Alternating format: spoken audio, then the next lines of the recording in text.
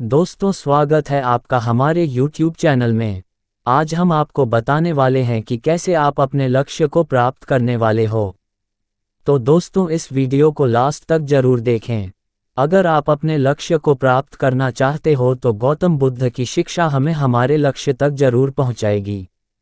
एक बार गौतम बुद्ध अपने आश्रम में अपने सभी शिष्यों को शिक्षा दे रहे थे कि दुनिया की सबसे तेज छुरी हमारी जुबान है और दुनिया के सबसे खतरनाक हथियार हमारे शब्द हैं, जो बिना किसी का खून बहाए लोगों को अंदर ही अंदर मार सकते हैं।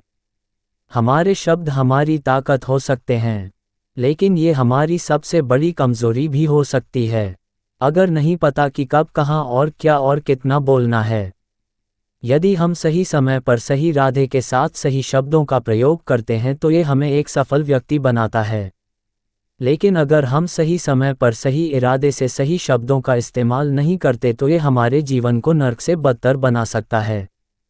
तो दोस्तों, आज की स्टोरी के माध्यम से मैं आपको बताने वाला हूं कि चुप रहकर कैसे हम अपने जीवन को बदल सकते हैं। आपको चुप रहने की शक्ति का एहसास इस वीडियो में होने वाला है। वीडियो शुरू करने से पहले हमारे चैनल को सब्सक्राइब करें, जिससे कि हमारी अगली वीडियो आप तक पहुंच सके। जापान में एक बहुत ही प्रसिद्ध बौद्ध भिक्षुक रहा करते थे। उनका नाम रिसाई था। रिसाई अकेले रहते थे। दुनिया के शोर शराबे से दूर जंगल में वह रहते थे। वह बड़े ही ध्यानी और प्रभु भक्त व्यक्ति थे, इसलिए वह पूरे जापान में बहुत प्रसिद्ध थे। एक दिन एक राजकुमार रिसाई के पास आया और बोला, है प्रिय भिक्षु, मैं हमेशा थका हुआ, निराशा और परेशान महसूस करता हूँ। मेरा मन बहुत अशांत है, हालांकि मेरे पास सब कुछ है, दौलत, शोहरत, सुख, सुविधाएं जो हर व्यक्ति चाहता है या पाने की इच्छा करता है, लेकिन फिर भी मेरे अंदर इतनी शांति और चिंता क्यों है? ऐसा ही नहीं। उसकी बात बहुत ही ध्यानपूर्वक सुनी और कुछ सोचने के बाद कहा, तुम इस प्रश्न का उत्तर जानते हो, बस तुमने इस कभी प्रश्न को हल करने की कोशिश नहीं की है। रिसाई ने आगे कहा, मैं एक रिसर्च करना चाहता हूं, क्या तुम उसमें मेरा साथ दोगे?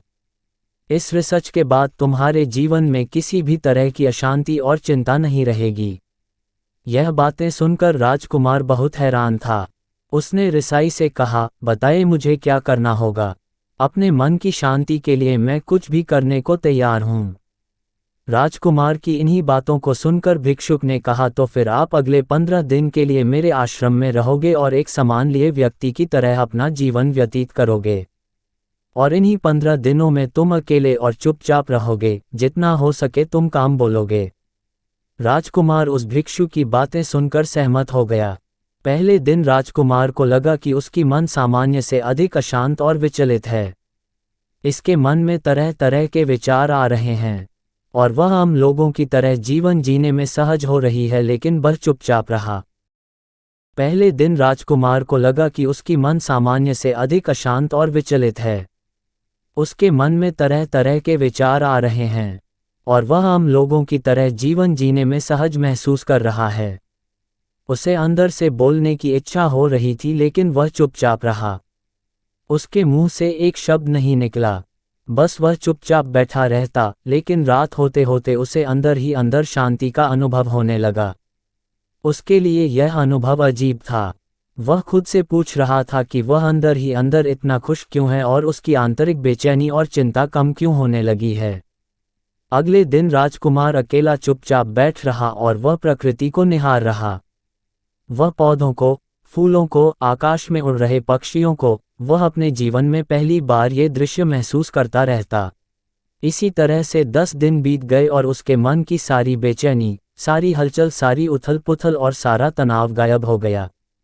11वें दिन की सुबह राजकुमार फिर से एकांत में बैठ गया और कुछ ही मिनट में उसकी आंखें अपने आप बंद हो गई और वह गहरे ध्यान में चला गया। वह पूरे दिन वहीं पर आंखें बंद करके बैठा रहा और गहरे ध्यान में डूबा रहा। ना कोई शब्द, ना कोई चिंता। राजकुमार भीतर से असीम शांति और आनंद से भर गया। राजकुमार अपनी बाकी के 4 दिन इसी तरह गहरे ध्यान में व्यतीत करने के बाद 15 दिन बाद रिसाई के सामने प्रस्तुत हुआ और रिसाई को प्रणाम करके बोला, प्रिय भिक्षु, मुझे उत्तर मिल गया कि मेरे मन में इतनी उथल पुथल और चिंता क्यों थी। मैं जान गया कि मेरा मन अशांत और निहारता रहता। ये सुनकर रसाई ने कहा, सिर्फ तुम ही नहीं, दुनिया में ज़्यादातर लोग ज़रूर से ज़्यादा बोलते हैं। और आज भी लोग ज़्यादातर समय केवल एक दूसरे को नीचा दिखाने के लिए ही बोलते हैं। कुछ लोग ना चाहते हुए भी बातें करते हैं और अपना जीवन बर्बाद कर लेते हैं। इस कहानी से हमें ये सीख मिलती है कि हमें कभी ज़्यादा नहीं बोलना चाहिए।